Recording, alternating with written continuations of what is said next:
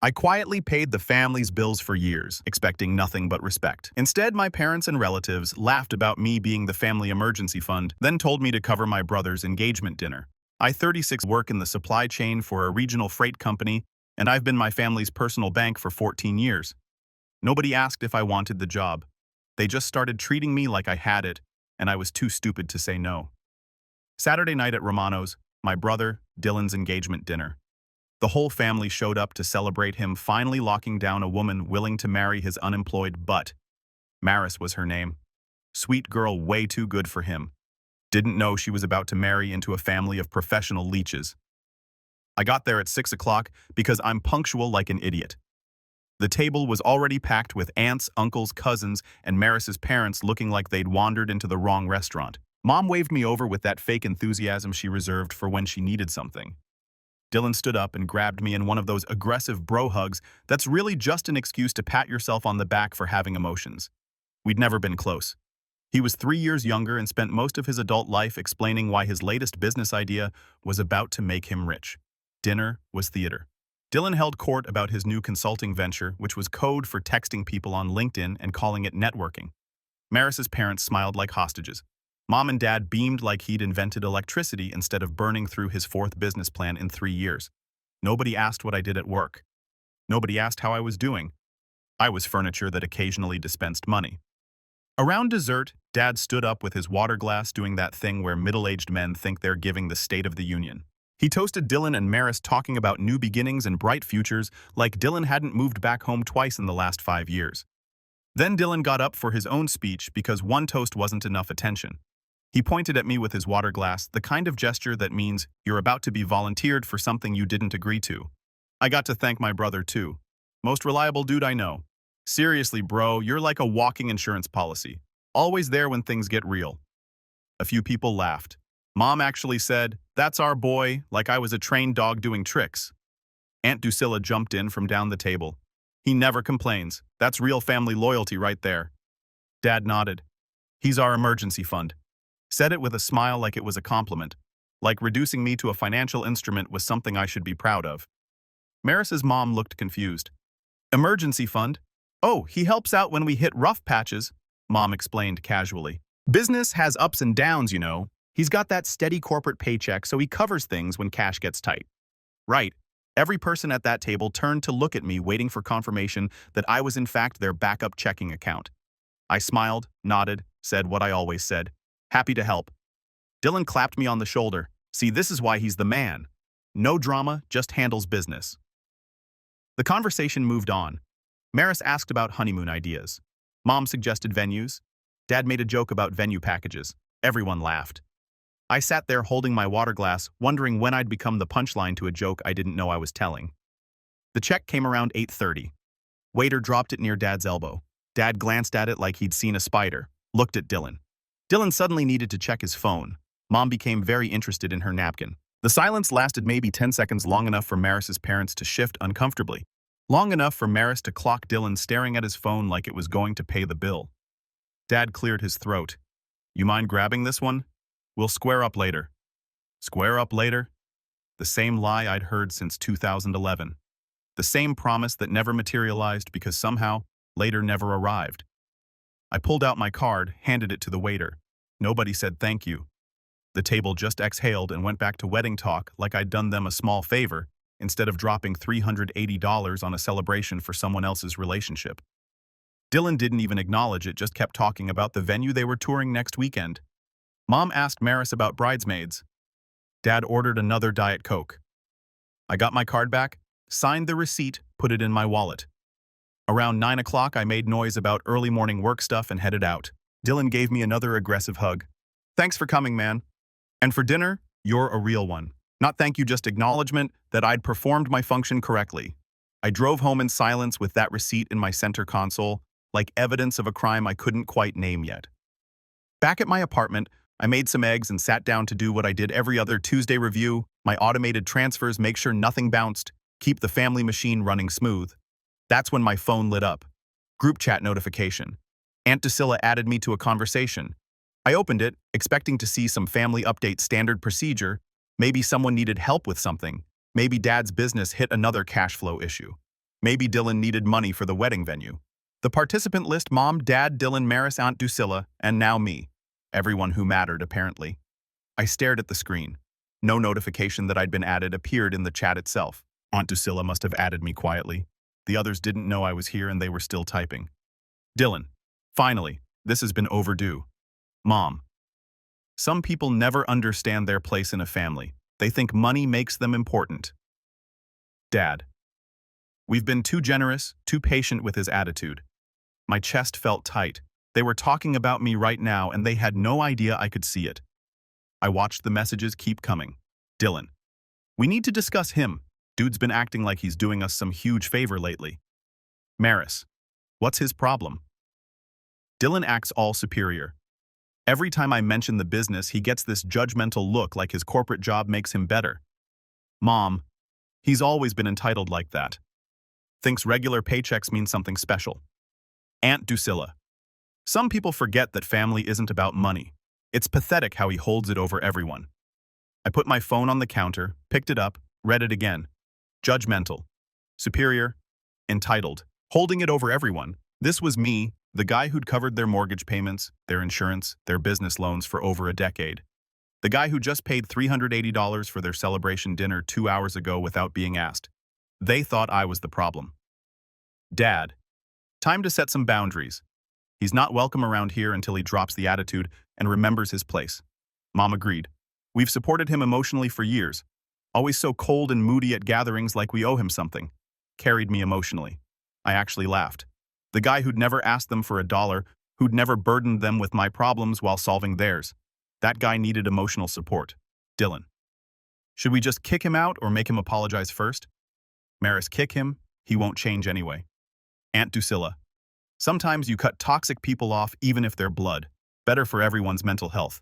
Then Mom's message appeared, the one that made my hands go cold, still talking like I wasn't watching. Mom, we've carried you long enough. Lose our number. Should I send this? What do you guys think? I watched the reactions pop up in real time. Aunt Drusilla with a thumbs up emoji right there under the message exiling me from my family, the same aunt whose divorce costs I'd covered in 2021, the same aunt who'd called me crying about her mortgage, who I'd helped with a loan that vanished into the void like all the others. She approved of cutting me off, and she'd added me silently just to make sure I saw it happen. Dylan. Finally tired of him acting like he's doing us favors when family should just help. Maris. Some people create unnecessary drama wherever they go. Drama from the guy who sat quietly at family dinners, who transferred money without asking questions, who left events early to avoid making waves. The typing bubbles kept bouncing. They weren't done yet. Dad. Maybe this teaches him some humility about what really matters. Mom. Let's see how superior he feels without family support and connections. Without family support. The words just sat there on my screen like a joke that forgot to have a punchline. I set my phone down, looked at my laptop still open to my banking dashboard, the screen full of automatic transfers I managed like it was a second job. Their lives running on my credit score and my direct deposit. They thought they were cutting me off. They genuinely believed they were the ones providing support. I could have explained, could have pulled up 14 years of bank statements, could have shown them exactly who was supporting who in this arrangement, could have written a long message defending myself, justifying my existence, proving my worth through spreadsheets and receipts. Instead, I typed 8 words. Sure, I'll cancel every payment tonight.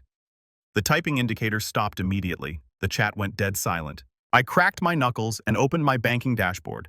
Time to show them what an attitude problem actually costs.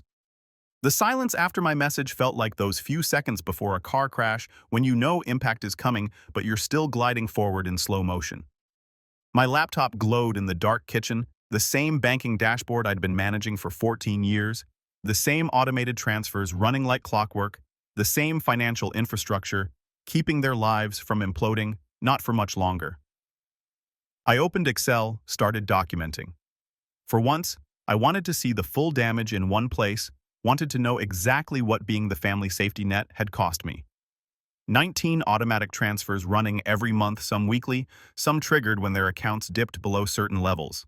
I'd built systems to solve their problems before they even knew problems existed. Health insurance family plan, covering Mom, Dad, Dylan, and now Maris, apparently $1,240 monthly. They'd added Maris when Dylan proposed 4 months ago. Didn't ask, just assumed I'd keep paying. It wasn't through work, private plan, my billing account, my dependents list, car insurance, 4 vehicles, $385 monthly. Dad's pickup, mom's SUV, Dylan's BMW. He claimed he needed for client meetings and now Maris's sedan. Never met a client, never paid a premium. Business account backup. My checking linked as overdraft protection because I set it up years ago, triggered 12 times this year, average hit $1,800. They ran Dad's business like a casino with unlimited credit. I was the house that always covered. Property taxes $520 monthly into escrow I'd set up when Dad's business tanked in 2018, 7 years of payments. They probably didn't even know I was handling it. Storage unit rental $175 monthly for Dylan's furniture from his first apartment that he'd moved eventually 3 years, $6,000 to store garbage. The numbers painted a picture I'd been too close to see. $2,320 every month flowing from my accounts to theirs in regular payments, plus another $21,600 this year alone in overdraft bailouts, almost $50,000 a year, buying me the privilege of being called judgmental at family dinners. I went deeper, pulled statements back to the beginning. First transfer was March 2011. Mom's emergency dental work insurance wouldn't cover because Dad forgot to pay premiums. $3,200. I was 22, barely making decent money, and I sent it same day because that's what family does. That was the test proof. I was reliable proof. I didn't ask questions. Proof I'd show up with money when they called.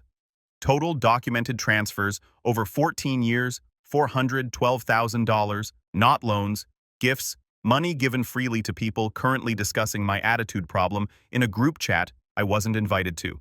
I could have bought a house with that, could have retired early, could have done literally anything except fund 3 failed businesses, 4 cars, and a lifestyle they thought they'd earned. My phone sat dark on the counter, not a single follow-up message. No concern about what cancel every payment actually meant. They probably thought I was posturing, making noise like someone desperate to be included. They were about to get an education. Here's what 14 years as the invisible family accountant teaches you. You know every password, every account number, every automated system. You've got documentation for everything because nobody else kept records. I started small streaming services, Netflix, Hulu, Spotify, HBO, all under my email and payment. Click cancel. Confirm. Done. $65 in monthly entertainment gone in 4 minutes. Gym memberships. Dylan's bougie CrossFit place he posted about but attended maybe twice a month, $95 monthly canceled. App subscriptions, cloud storage, magazine renewals, random stuff they'd signed up for using my payment info over the years. Click cancel, confirm. Each cancellation felt like dropping a brick I'd been carrying individually. Nothing. Together. Crushing. The big items needed more work. Health insurance had 30-day notice requirements. I was the policyholder, so I called the provider, navigated the automated system like I designed it myself. Requested cancellation effective end of month. The rep asked if I wanted to set up COBRA for the other covered individuals. That's not my problem anymore. She paused. Sir, that leaves 4 people uninsured November 1st. November, I'm aware. Typing sounds, cancellation processed, anything else. We're done here. Car insurance was next. Called, removed every vehicle except mine from the policy. Agent warned this would leave 4 vehicles uninsured and trigger DMV notices. Send the notices to the registered owners. Understood. I'm sorry to lose your business, mister. You're not losing anything. I'm gaining my life back. Property taxes were trickier. My name was on the escrow, but not the deed. I'd been paying into their equity for 7 years. That needed a professional. I made a note. Call that law firm tomorrow morning. The business account overdraft protection was satisfying. 1 call, 15 minutes of verification, then my account was disconnected from their financial train wreck. Just to clarify, the bank rep said future overdrafts will result in return transactions and fees. Good. Around midnight, I found something interesting buried in old emails. A business credit line I'd guaranteed 3 years ago when Dylan needed startup capital. $15,000. Limit current balance, $13,700. I called the credit line's 24-hour support, 40 minutes on hold, 2 security questions. Then the rep's tone changed when I explained what I needed. I'm submitting a guarantor revocation and requesting the account be frozen pending review. Keyboard clicks. That'll freeze the account immediately. Primary holder receives notification at 8 a.m. and needs to provide alternative collateral within 72 hours or the balance becomes due in full. Perfect. Process it. More typing. Done. Anything else? That's everything. By 1 a.m., I'd systematically dismantled 14 years of financial infrastructure, every automatic payment canceled, every guarantee revoked, every safety net removed. My phone still showed 0 messages from the family chat. Reality was about to provide continuing education.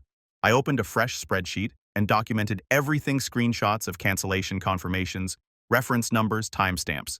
When this got ugly, I wanted documentation. Around 2 a.m., I remembered something: their home safe. I'd been storing documents there for years because my name was on half of them anyway. Property deeds, insurance policies, investment accounts Dad had opened under my credit, everything proving who owned what, sitting in their safe with my name all over it. I grabbed my keys and drove to their house. The place was dark. I still had a key from 2016 when they'd given me emergency access. Let myself in quiet. Found the safe in Dad's office, same combination since 2017, because Dad never updated anything. Inside was exactly what I expected, and some surprises. House deed my name as mortgage guarantor because in 2018 they couldn't refinance without my credit score. Business papers my name as registered agent because Dad's credit was too trash to file properly.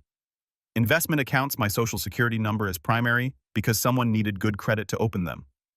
Life insurance me listed as beneficiary and premium payer because someone had to make sure they didn't lapse. I photographed the safe contents first, every document, every page, every angle. Then I boxed copies of my records, anything with my name, my social security number, or my signatures, left everything else exactly where it sat. On the way out, I noticed their mail unopened bills, past due notices for stuff I usually handled before it became problems, a foreclosure warning on the storage unit I'd stopped paying for tonight. I left everything where it sat. They wanted to be done with me. They could handle their own mail now. Back home at 3 a.m. I sent one email to a law firm I'd looked up after a particularly brutal family dinner last year, never contacted them, just saved the info like a fire extinguisher. Subject: urgent family financial separation. Body need immediate consultation on separating from 14 years of joint obligations. Extensive documentation available. Can meet tomorrow morning. I hit send and went to bed. For the first time in 14 years, I slept like someone with nothing left to lose. My phone started buzzing around 3:40 a.m. I'd been asleep maybe 30 minutes deep enough that the vibration felt like it was coming from inside my bones. Grabbed it off the nightstand, squinting at the screen through one eye. Dylan. 23 missed calls in 6 minutes. I let it ring 4 more times before answering. What? His voice came through ragged, panicked, like someone had just told him his entire life was on fire. What the heck did you do? I sat up, turned on the lamp, checked the time. Exactly what I said I'd do. The business account is frozen. My credit line is suspended. Maris just got an email about her car insurance lapsing. What the heck? Sounds like your consulting venture is meeting consequences. You can't just remove myself from financial obligations with people who are done with me. Pretty sure that's exactly what I can do. Silence, the kind where you can hear someone's brain trying to find an explanation that doesn't make them look like a jerk. That's not what we meant, he finally said. I laughed, actually laughed out loud. What did you mean then? More silence, longer this time. That's what I thought. I glanced at my alarm clock. 3:43 a.m.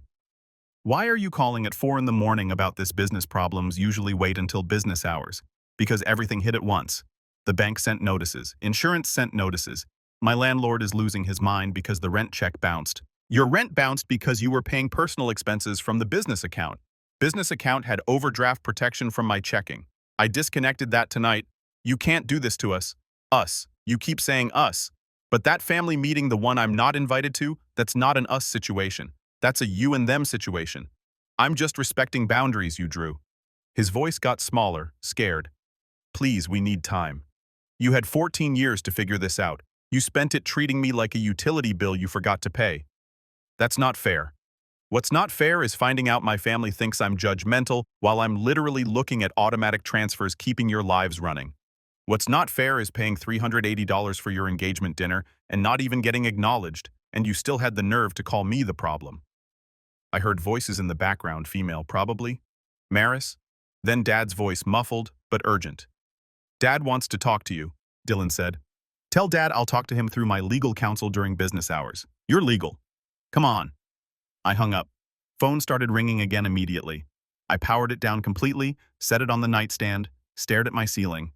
Part of me waited for guilt to show up, to feel like I'd gone too far, to feel that familiar pull to fix things, make peace, be the bigger person. I felt nothing but satisfaction. Around 5 a.m., I gave up on sleep, made coffee, opened my laptop, and started building the case file screenshots of the group chat bank statements showing 14 years of transfers, confirmation emails from every cancellation. The law firm opened at 9. I had a meeting request in their inbox, wanted to walk in prepared. By 7 a.m., I had comprehensive documentation organized by category, chronological within categories, the kind of thing that would make a judge's job easy if this went to court. At 8:15 a.m., I turned my phone back on. 61 missed calls, 87 texts, 4 voicemails. I ignored everything except one email. The firm had responded, "Hi, we can see you at 10 o'clock today. Please bring any documents and screenshots you have." I showered, put on my interview suit, grabbed the box of documents and my laptop. Time to make this official. The law office was downtown 8th floor. The guy who met me was late 40s, gray at the temples. I set the box on his desk. 2 hours later, he'd walked through everything, the transfers, the joint accounts, the business guarantees, the property situation, every document, every screenshot, every transaction. He leaned back. "You've been remarkably patient. Most people would have drawn boundaries years ago." He tapped his pen. "Good news, you documented everything meticulously. Bad news, they'll argue voluntary gifts that you gave freely and never wanted recognition. I don't want repayment. I want separation." He smiled. "Even better. We're severing future obligations and clarifying ownership on shared assets. The house is the problem. Your name's on the mortgage guarantee. You're a co-owner. You paid property taxes for 7 years. That's substantial equity. Options force a sale and take equity, negotiate buyout if they refinance or release claim for other considerations." He pulled the deed closer. "Their credit's destroyed, so buyout's unlikely. We give them 90 days to refinance. When they can't, we file partition sale. 6 months total. The business guarantees you pulled, bank reassesses when guarantor withdraws. If they can't find collateral, account freezes and balance comes due. $13,700. They're not paying that. Business closes. He'll probably file bankruptcy." "Good." He looked at me over his glasses, not judging, just confirming. "I mean it. I said he's been running that business on my checking account for 3 years. Another note. Insurance cancellations are clean. You're the policy holder. They'll get COBRA offers at full premium, probably $1,600 monthly. They can't afford that. Not my problem. Not yours either." He flipped pages. The documents from the safe prove financial entanglement more than I expected. "Next step, I draft formal separation agreement, details every account obligation, shared asset, certified mail to all parties, 30 days to respond. If they contest, we have documentation. If they don't, we proceed. Cost $5,000 retainer. I bill at $350 hourly. Figure $14,000 total." I thought about the $412,000 I'd given them over 14 years. $14,000 to get clean was a bargain. "Do it." I signed, transferred the retainer from my phone. "One more thing," he said. "They'll try to negotiate emotional appeals, threats, backdoor appeals. Don't engage directly. Route everything through me.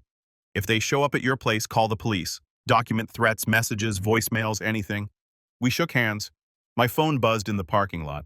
"Mom, we need to talk. This is getting out of control." I forwarded it to the firm without responding. I ignored my phone all morning. Around 1:30 p.m., my work phone rang. Front desk. "Someone's here to see you. Says she's your mother." Oh man. Mom stood near security wearing her church cardigan. The visitor badge looked wrong on her. Outside, we walked to the parking lot, found a spot by the dumpsters. "Honey, this needs to stop." "What needs to stop?" "You know what, the accounts, the insurance, your father is beside himself. You texted that I should stop visiting, that you were done with me. Whole family voted me off the island. Now you're upset I actually left. We were frustrated. About what I paid your dinner bill Saturday without complaint. How is that acting superior?" She looked at the pavement. "You always seem so judgmental." I wasn't keeping score, but I am now. "Want to know what 14 years of quiet help costs? $412,000. That's documented." Her face went pale. "That can't be right. It's verified. My legal counsel has copies." "Your legal counsel. You actually hired someone. You ended the family relationship. I'm formalizing the business separation. But the house. Your father said you took the deed. I took copies of documents with my name on them, including the deed listing me as co-owner, because Dad couldn't refinance without my credit in 2018. We didn't know you felt this way because you never asked. You just assumed I'd always help, assumed I'd tolerate being called judgmental while paying your property taxes for 7 years. She tried softer motherly. We're family. Family works through problems. Family doesn't mock each other to future in-laws. Family doesn't take help for granted, then act shocked when it stops. What do you want? An apology. Money. I want nothing from you. That's the entire point. You can't just abandon family. I looked at her, this woman who'd given birth to me but never actually seen me. Watch me. I walked back inside. Front desk looked concerned. Everything okay? Everything's fine. If anyone else from my family shows up, I'm unavailable. Back at my desk, I emailed the firm. Mom showed up at workplace. No threats made. Conversation documented. Response came in 3 minutes. Noted. Workplace harassment strengthens our case. Around 6:30 p.m., my work phone rang again. Your father is here now. He seems upset. Tell him I left already. 15 minutes later, he's still here. Says he'll wait. Call security. Non-employee refusing to leave. 20 minutes after that, security escorted him out. He left papers at the desk. Send them to my legal counsel tomorrow. I'll email you the address.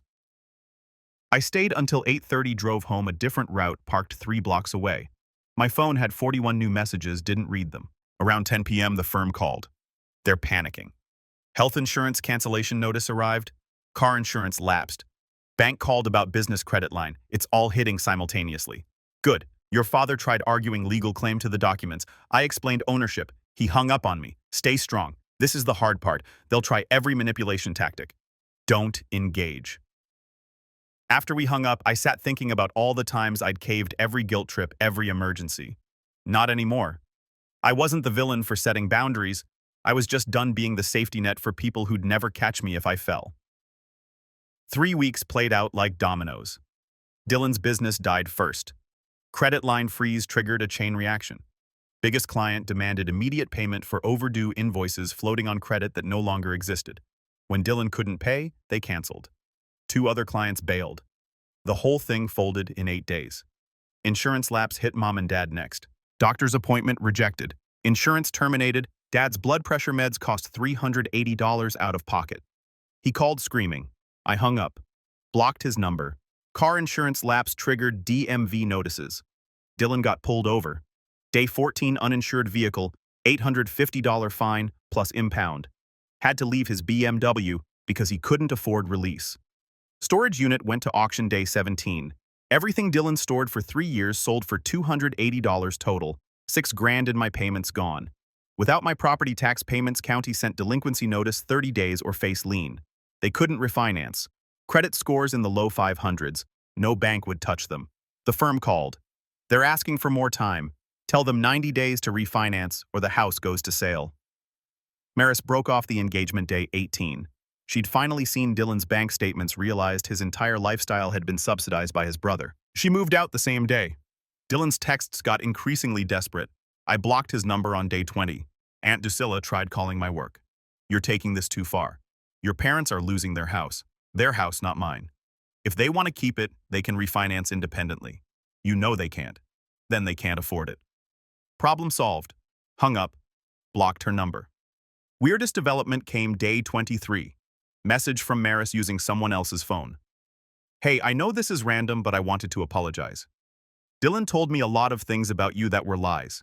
I didn't realize how much he was hiding or how much you'd helped him. Not asking for anything. Just wanted you to know not everyone thinks you're the bad guy. Maris. I typed back, thanks for reaching out. Appreciate the honesty. No hard feelings. By week 4, the pattern was clear. Anger, guilt, promises, threats, apologies, back to anger. I stayed quiet, let the firm handle communication, documented everything. I took that trip to Norway I'd been postponing for 4 years, 10 days of hiking fjords, absolute silence. No emergency calls, no guilt trips. Last night in Bergen, sitting in a harborside cafe, watching the sunset, I got a text from Dad. We need to talk. Really talk about how we got here and how we fix it. I deleted the message without responding. A few weeks before the auction, I was on my back porch, my apartment porch, looking at trees in the parking lot. My phone buzzed. Text from Dad. We need you at the bank today. Clerical issue with the refinance. If you don't come, we lose everything. Please. I showed up, walked into the conference room, and saw Dylan, Dad, Mom, and a loan officer with papers spread out. They needed me to resign as guarantor co-sign the refinance. Dad stood up. "Thank you for coming. We just need your signature on a few." I actually laughed, turned around and walked out. Got to my car and drove home. Made dinner, went to bed at a reasonable hour. No emergency calls, no guilt trips, just peace. The house sold at auction month 5. Couldn't refinance, couldn't find a cosigner, bank wouldn't extend deadlines. Property went for $420,000. Outstanding mortgage was $285,000. After fees and the second mortgage they'd taken out without telling me, about $52,000 remained. My documented contributions entitled me to roughly $34,000. The check arrived on a Thursday. I donated half to a charity helping families with medical debt. The other half went toward a down payment on a small house across town. 2 bedrooms, garage, my name on the deed, nobody else's. Dylan got a warehouse job, eventually night shifts, entry level. Heard through a mutual friend he was taking the bus, renting a room from a coworker. Mom and Dad downsized to an apartment smaller than mine. At 62 and 60, they were starting over with whatever savings they'd managed to keep, which wasn't much. Aunt Drusilla kept her PR campaign going another month, told everyone I was cruel, unstable, vindictive, that I destroyed my family over hurt feelings. I didn't correct her. People who wanted to believe I was the villain would believe it regardless of evidence. Eventually, most extended family stopped talking to me. I didn't care. Turns out I didn't like most of them anyway. I started dating. Met someone eventually. Kate, CPA, had her own house, own car, own life, didn't need me to fix anything. She asked about my family once. I gave the short version. We don't talk anymore. Long story. Lot of boundary issues. She nodded. I get it. Sometimes family is the hardest boundary to set. Experience with that. Mom had addiction issues. Spent my 20s trying to save her. Finally realized I couldn't. Cut contact 6 years ago. Best decision I ever made. We understood each other. 7 months after everything went down, I was grilling in my backyard on a Saturday. Kate was helping prep vegetables. Radio playing, classic rock. My phone buzzed. Text from an unknown number. "This is your father. Your mother is in the hospital. Heart attack. She's asking for you. Please come." I stared at it, set my phone down, flipped the burgers. 30 seconds later, another buzz. Different unknown number. "It's Dylan. Mom's in bad shape. She keeps saying your name. Dad's a mess. We need you here, man. Please." Kate glanced at my phone. "Everything okay? Family emergency?" The kind that shows up right when I'm happy. Another buzz. "This is serious. She won't stop crying. Keeps asking why you won't come. The doctors say stress is making it worse. You need to be here, Dad." Then another. "I know we haven't talked, but this is Mom. Whatever happened between us, she doesn't deserve this. She's your mother." Dylan, and another. "The nurses are asking about family. HIPAA. They won't talk to us unless you sign. We need your authorization. Your mother needs you." Dad. I picked up my phone, read through all 5 messages. Something about it felt scripted, too coordinated. 3 different numbers in 90 seconds, all hitting the same emotional beats. I called the hospital operator. "Hi, I'm trying to locate a patient. Last name would be under either her married name or potentially her maiden name. One moment, please." Typing sounds. Long pause. "I'm sorry, sir. There's no public listing under that name today. Can you check if she was registered in the ER today?" They transferred me to ER registration. Same answer. "Thanks." I hung up, looked at Kate. "They're lying about your mom being in the hospital." "Yup," another buzz. "She's asking for you, specifically keeps saying she's sorry, that she wants to make things right. Don't let the last thing between you be that fight, please." Dylan. I drove over anyway, not because I believed them. I wanted to see the play. Pulled into the hospital parking lot 20 minutes later. Walked through the sliding doors into the ER waiting area, and there they were, camped by check-in right next to triage like they'd rehearsed it. Dad, Dylan, Mom, Aunt Drusilla. For some reason, Mom was sitting in a chair scrolling her phone. No hospital gown, no IV, no wristband. Looked healthier than she had at Christmas. They saw me and immediately went into performance mode. Dad stood up fast. "Thank God you're here. She's not in the directory." Beat of silence. What Dad's face did something weird. I called ahead, asked the operator. No patient under that name. No ER admission today. So either Mom's here under a fake name or this is nonsense. Mom's face went red. "I am here for a consultation," they said. "You texted heart attack. It was a panic attack. They needed to rule out. So you're not dying. That's not the point. Dylan stepped forward, hands up like he was calming a wild animal. Man, we just need you to sign something. I looked past him at the check-in desk, saw the clipboard sitting there, walked over, and picked it up before anyone could stop me. Header at the top, responsible party guarantor authorization. I read the first 3 lines. Medical billing, financial responsibility, cosigner for outstanding charges. I looked at Dad. You didn't have a heart attack. You had a script. His mouth opened. Nothing came out. Mom stood up. We just need a fall guy. That's not. You needed someone to stick with her medical bills because you can't afford them, so you crafted a little family emergency, got Dylan to text from a burner, coordinated the timing, even brought Aunt Drusilla as backup guilt. Drusilla's face went tight. This is about your mother's health. Her health is fine. This is about her copay. Dad's voice cracked. Please, we're drowning here. The apartment, the bills, everything's falling apart. Just this once. You mean again? Please, I'm asking. Just sign the form. I looked at him, at Dylan, at Mom, sitting there like I was the one making this awkward. They really thought this was clever. I set the clipboard back on the counter, turned and walked toward the exit. Behind me, Dad's voice. Please. I didn't stop. Got to my car, drove home. Kate was still on the porch when I got back. Burgers were resting under foil. How'd it go? Mom's fine. Panic attack turned out to be a billing problem. She smiled a little, handed me a seltzer. My phone buzzed twice more that night, 2 more unknown numbers. I blocked them both without reading. By Sunday morning, they'd stop trying. Some bridges you burn, some you just stop maintaining until they collapse on their own. Either way, I wasn't crossing back.